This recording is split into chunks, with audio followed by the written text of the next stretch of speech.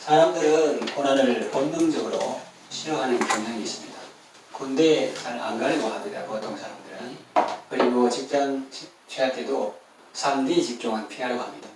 영어를 써서 죄송합니다만 보통 사람들이 그렇게 하기 때문에 D자가 들어가는 difficult, dangerous, dirty, 그래서 더럽고 어렵고 힘든 그런 일은 피하는 경향이 있습니다.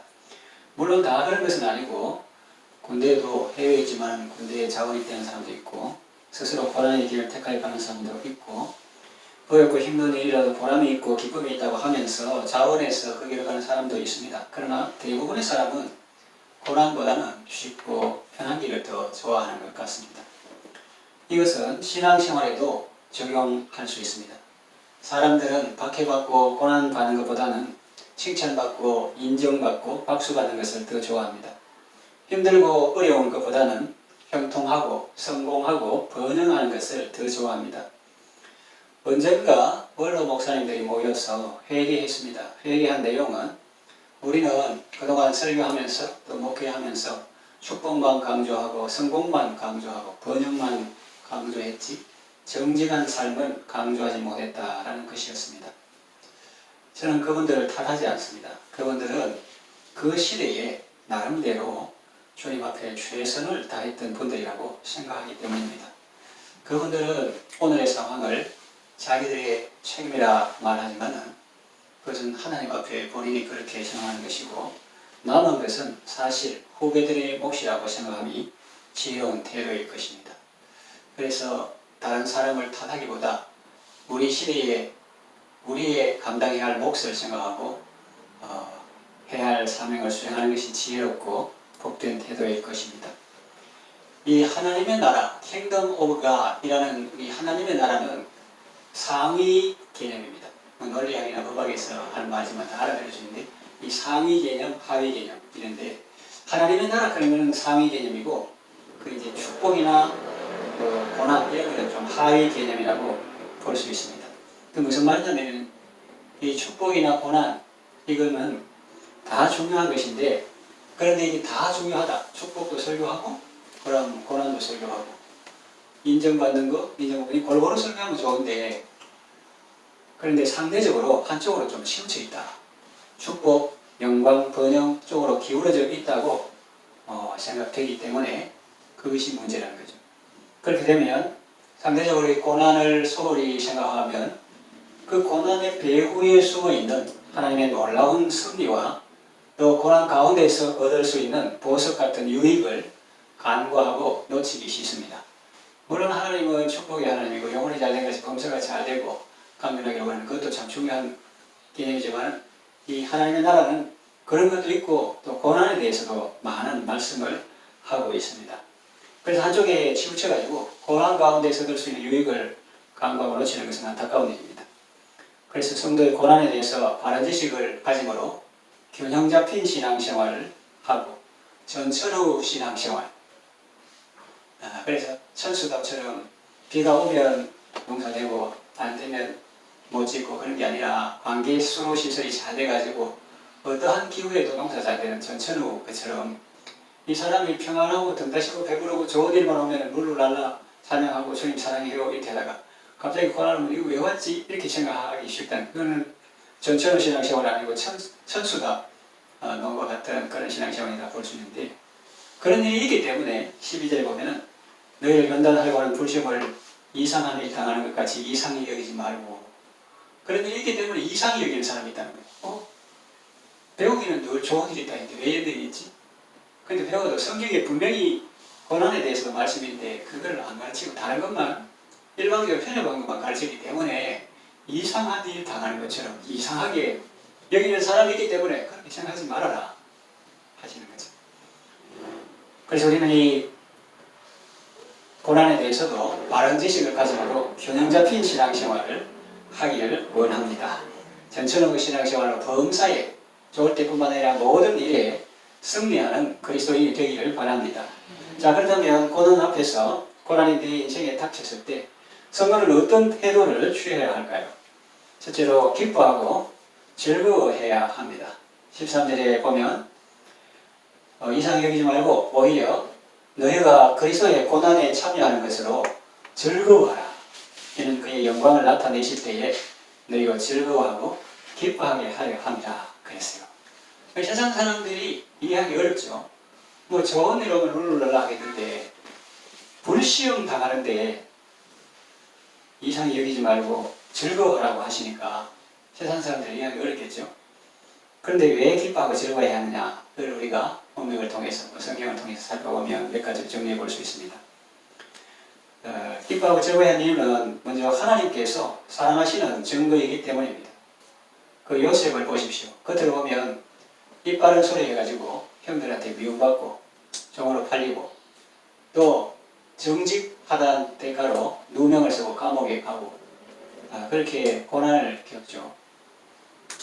그런데 하나님께서 눈동자같이 지키시고 사랑하시고 특별히 감옥에 갔을 때 하나님께서 인자 원어로 헤세드인데 그것은 인자, 자비, 사랑, 인애 이런 걸로 번역할 수 있습니다.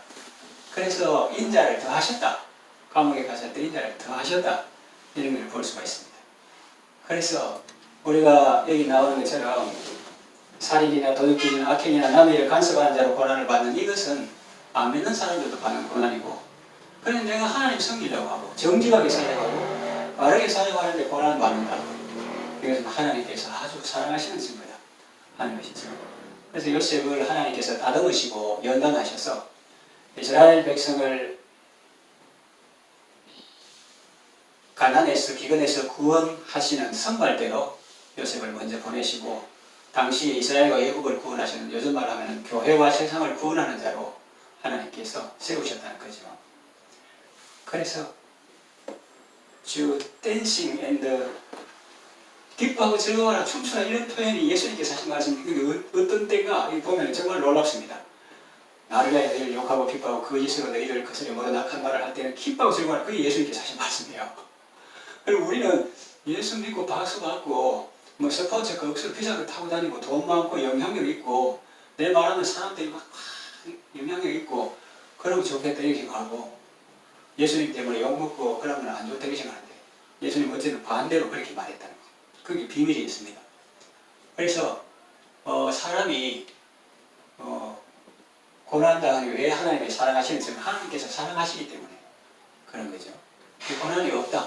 그는 그리스도인으로서 고난이 없다. 그거는 예수를 제대로 안 믿거나 사탄이 신경 안 써도 되는 그런 사람일 수도 있다 하는 것입니다. 그리고 젊은 나이에 뭐 사역자라 해도 좋은 차를 타고 돈이 많고 영향력이 있으면 어떻게 되는가? 여러분이 교회 왔다 갔다 하니까 열심히 일하시고 하니까 그건 잘 모를 수도 있는데 몰라도 되는데 기독교에서 좀만 보면은 이런 몇 년째 엄청난 그런 사역을 하는 사람이 막 무너지는 것을 볼 수가 있습니다. 어떤 사람을 탓하는 것이 아니라 인생은 연약하기 때문에 누구든지 그런 돈 있고 권력 있고 이렇게 하면은 넘어지기 쉽다, 실수하기 쉽다 하는 거죠. 누구에게도 존 로크가 말했습니까? 권력은 부패한다. 절대 권력은 절대적으로 부패한다. 이렇게 했고 또 누구든지 권력과 정보를 주면 옛날에 뭐 보안사 하는 사람이 권력과 정보가 있으니까 뭐 전화도 다 감청하고 그러니까 이제 그 사람이 독점하고 독재하는 그런 삶을 살았던 것을 우리가 알 수가 있죠. 여간 말이 좀 옆으로 갔는데 우리가 안 믿는 악행으로 인한 고난이 아니고 하나님을 사랑하고 정직하게 바르게 살려고 하는데 고난받는다. 그것은 평소에도 하나님이 사랑하시지만 특별히 하나님께서 사랑하시는 증거다. 이걸 알고 기뻐하고 즐거워해야 된다 하는 것입니다. 또 둘째로 이 고난은 성화의 좋은 기회이기 때문입니다. 베드로후서 4장 1절에서 2절 보면 그리스도께서 이미 육체의 고난을 받으셨으니 너희도 같은 마음으로 갑옷을 삼으라. 이는 육체의 고난을 받은 자가 죄를 거쳤으니 그 후로는 다시 사람의 정욕을 쫓지 않고 오직 하나님의 뜻을 쫓아 육체의 남은 때를 살게 하려 함이라. 그래서 이거는 4장 1절에서 2절은 저번의 시간에 우리가 다 배우고 익힌 그런 말씀이죠. 한 번 더 복습해 보면 예수님께서 육체의 고난을 받으셨는데 그것을 우리도 같은 마음으로 갑옷을 삼으라. 그 갑옷을 입어야 합니다. 그래서 육체의 고난을 받은 자가 죄를 거쳤다 하는 거죠. 그래서 이 고난을 통과한 사람은 다시는 사람의 정욕을 쫓지 않고 하나님의 뜻을 쫓아 육체의 남은 때를 산다 하는 거죠. 그래서 좀 전에도 말했듯이 어릴 때부터 고난을 통과하지 않고 이렇게 낙하산 인사라든지 이렇게 고난 없이 이렇게 쭉쭉 앞으로 나가는 시편 73편에 나오는 그런 사람과 같이 잘 나가는 그런 사람이 경각간에 무너지는 그런 경우를 볼 수가 있습니다. 왜냐하면 겨울을 안 통과했기 때문에, 고난을 안 통과했기 때문에, 어려움을 통과하지 않았기 때문에 그런 고난에 대한 회복 탄력성이 없고, 넘어졌을 때 회복할 탄력성이 없고, 또 고난에 대해서 대처할 수 있는 그런 지혜와 힘이 없기 때문입니다. 그래서 예수님께서 육체 고난을 당하셨다. 이걸 우리가 같은 마음을 품어서 갑옷을 삼아야 된다.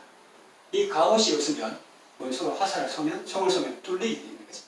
그래서 그리스도께서 고난을 받으셨다. 이것을 우리도 같은 마음으로 갑옷을 삼으라. 왜냐하면 육체의 고난을 받은 자가 자기 죄를 거쳤다. 이는 실제로 더욱 강해지기 때문입니다. 그래서 고난을 통과할 때 강해지죠. 그 과일도 우리가 밭에 가면 이 가을 무하고 겨울 이렇게 그런 것이 좀 다릅니다. 그리고 여름하고 겨울 지난 채소가 좀 다르죠. 상추 지금 뿌린 거하고 겨울에 뿌려봤다가 겨울 지나고 지금 나오는 거하고 많이 다릅니다. 그러니까 추위나 더위를 견딘 식물은 아주 당도가 있습니다. 겨울을 지난 것도 그렇고 여름을 성하의 계절, 맹하의 계절 하는 아주 그 더운, 그래서 식물한테는 좋지만 사람한테 안 좋은 그런 성하의 계절을 지난 그런 과일들은 아주 당도가 있습니다.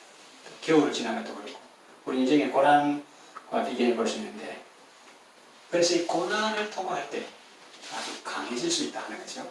그래서 여러분들도 아이들 기도할 때 어려움이 없게 하시고 좋은 일만 있게 해주세요. 그렇게 할 수 있습니다. 그런데 잘 그런 거를 이 카톡이나 이모티콘이나 이런 거 많이 올 때 그런 거 좋지만 그런 걸 모으지도 않고 보내지도 않습니다. 왜냐면 어떻게 사람이 살다가 맨날 좋은 일만 있을 수 있으며 인사할 때도 좋은 소식만 있기를 바랍니다. 이렇게 하느냐 하는 거죠. 사람이 보면 비빔밥처럼 인생에 고난도 있고 어려움도 있고 좋은 것도 있고 너무 힘들면 안 되니까, 위축되면 안 되니까 때로는 또 위로해 주시고, 또 너무 이렇게 한란하고 또 이렇게 낭창하게 되면 안 되니까 때로는 고난을 통해서 또 다른 식이 해야 되는데, 그렇게 자녀들을 위해서 아무 이렇게 하시고 이거보다는 그렇게 하면 온실 속에 화초가 되면 어떻게 하냐고요. 그래서 그 기도도 좋지만 하나님 우리의 중심을 보시니까 근데 네 무슨 뜻인지 알겠지 하시겠지만, 그래도 우리가 성경 말씀을 인용해서 한다면은 하나님 아버지 메가드 기도처럼, 자녀를 위한 기도처럼 어떤 고난이 있어도 잘 헤쳐나갈 수 있는 믿음과 지혜와 용기를 주옵소서 라고 기도하면 더 좋겠죠. 그리고 기뻐하고 생활하는 이유 넷째는 하늘에서 받을 상이 크기 때문입니다. 마태복음 5장 10절에서 12절에 보면 의인을 위하여 핍박을 받은 자, 의 관로해가지고 예수님 이렇게 할 수 있습니다. 의인은 예수님이다. 왜냐하면 그리스도는 우리의 거룩함과 의로움이 되셨느니라 이런 말이 있기 때문에 세상적으로 도덕 그런 건 이제 좀 낮은 차원이고, 핵심을 말하면 의인은 예수님이다. 이렇게 바로 대입할 수 있습니다. 의를 위하여 핍박을 받은 자는 복이 있나니 천국이 저희 것이니라. 나를 인하여 너희를 욕하고 핍박하고 거짓으로 너희를 거스려 모든 악한 말을 할 때는 기분이 안 좋겠죠. 다윗도 시편에 보면 내가 하지 아니한 말로 나를 힐난하며, 내가 그 말 한 적이 없는데 내한테 그 말 했다고 막 하니까 얼마나 힘들겠어요. 그런데 이런 상황이요, 나를 인하여 너희를 욕하고 핍박하고 거짓으로 너희를 거스려 모든 악한 말 할 때는, 하지 않았는데 거짓으로 거스려 악한 말 할 때는 그때 반응이 뭡니까? 사람들은 기분 나쁘다 그렇게 하는데, 예수님께서 하신 말씀은 의외입니다. 너희에게 복이 있나니 기뻐하고 즐거워하라. 하늘에서 너희의 사랑이 큼이라 그랬어요.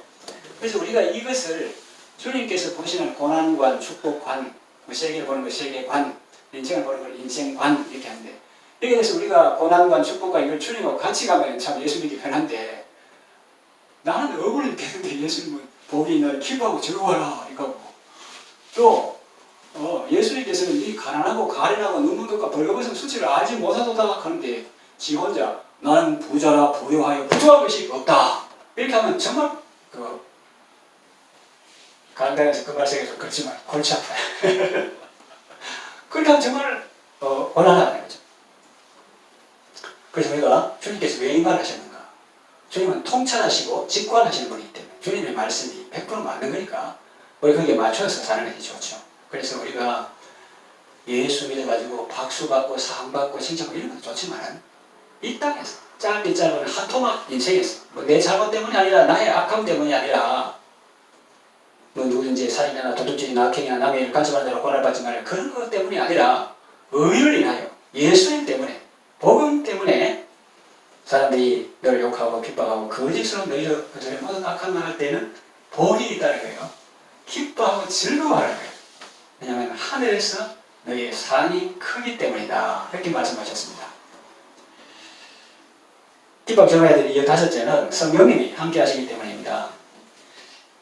그 14절에 보면 너희가 그리스도 이름으로 욕을 받으면 복이 있는 자로다 영광의 영광 하나님의 영이 너희 위에 계심이라 이런 놀라운 말씀이 있죠. 어떤 분이 성경 강의에 대해서 이렇게 말씀합니다. 성경이 읽다가 잘 모르면 그 앉아가 계속 그 책상에 앉아있지 말고 나가서 오르막길을 약간 끌고 올라가는 사람 좀 떠밀어주고 그 다음에 좀 그래 좀 다시 읽어봐라 이렇게 말하는 분이 있어요. 그러면 다 맞다기보다도 일리 있는 그런 말이에요. 사람들이 맨날 방 안에 앉아있고 성령 충만 주소서 하고 그저 감염장 기도 얻을 때 가지고 막 불바닥하고 막그래 하다가 뭐 점심 먹거나 뭐 배식할 때 세칭 하니까 어떤 사람이 말하기를 성령 헛바람네 이러면서 그렇게 하는 사람이 있어요. 그래서 자꾸 성령 충만이 아니라 성령님이 언제 하시는 놀라운 말씀. 우리가 성령 하는데 언제 14절에 보니까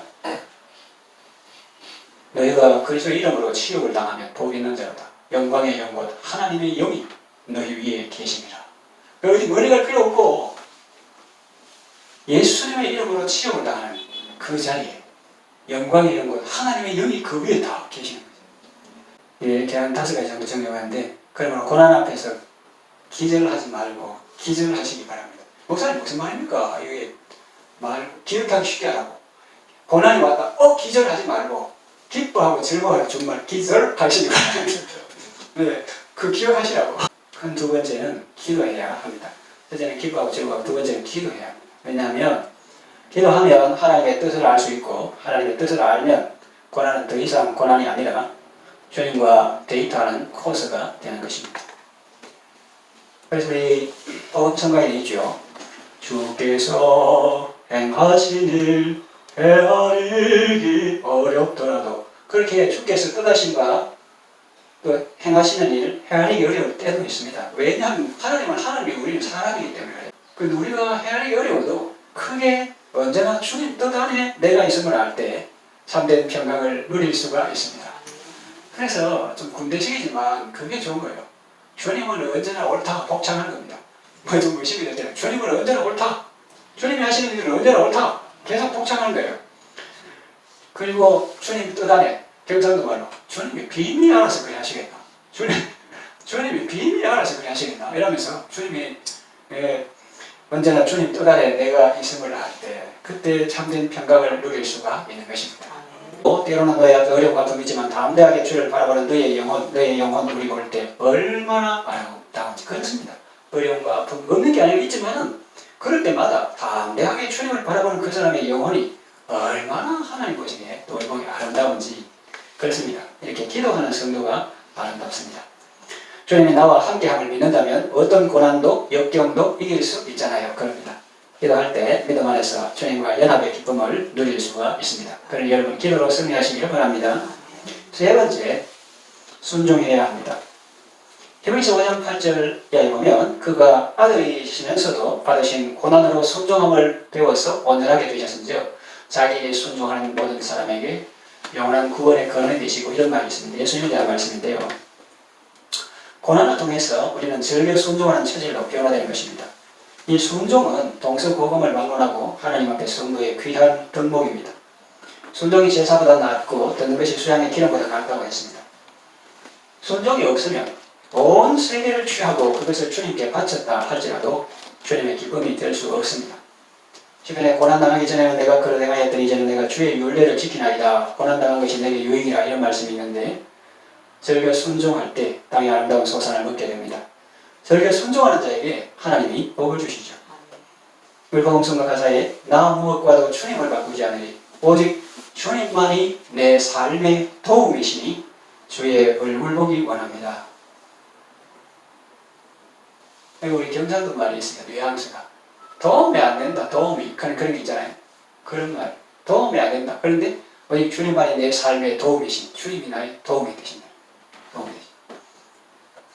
주의 얼굴 보기 원합니다. 주님 사랑해요. 온 마음과 정성 다해 하나님의 신실한 친구 되기 원합니다.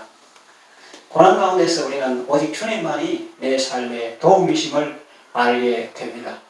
지갑에 돈 떨어지면 누가 친구가 알아요. 영어 속담에 A friend in need is a friend indeed 이런 말이 있어요.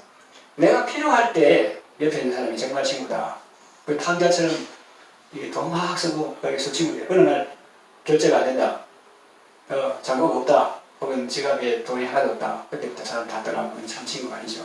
다른 어떤 것 때문이 아니라 오직 주님만을 사랑하며 전리어 순종하게 되는 것입니다. 말씀을 정리한 마칩니다. 칼빈은 몸이 가냘었고 6가지 중한 병을 앓았습니다. 그야말로 걸어다니는 종합병원이었습니다.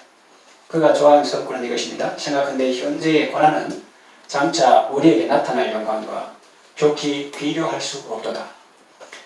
믿음으로 살아갈 때 만나는 고난을 회피하거나 원망하지 마십시오. 또 당황하거나 놀라지도 마십시오. 예수님의 말씀대로 기뻐하고 즐거워하십시오. 그리고 기도하며 감사하십시오. 그리고 순종하십시오. 고난 가운데서도 임마누엘의 은총으로 승리하시길 바랍니다.